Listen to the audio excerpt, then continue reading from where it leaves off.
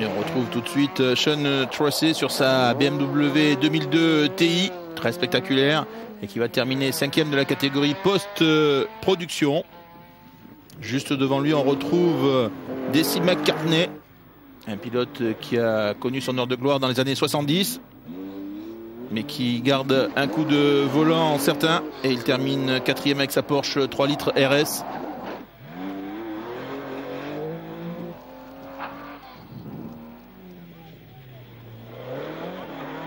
Sur le podium de la catégorie post-historique, la Ford Escort MK1 des frères Denis et Dan Moynihan.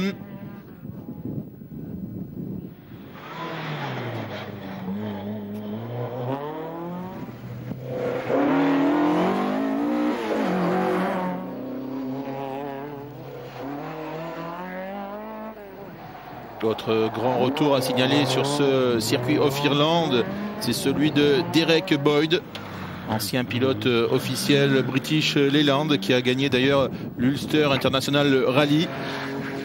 L'année dernière, il était revenu en course avec une Groupe N, ça ne lui a pas plu. Alors cette année, il revient dans la catégorie post-historique au volant de cette Porsche. Il termine 2e en compagnie de sa fille Roisin. Et le vainqueur dans cette catégorie post-historique, c'est la Ford Escort MK1, pilotée par Richard McMullan, qui s'impose avec 1 minute 30 d'avance.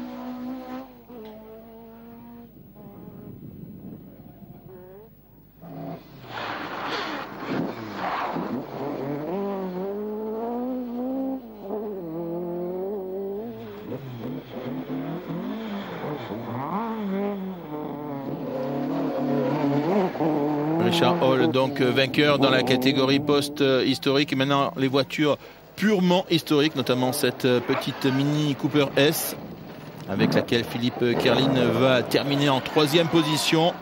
Et que dire de cette incroyable Ford Popular 100E, celle de Williams et James Stevenson, 2e.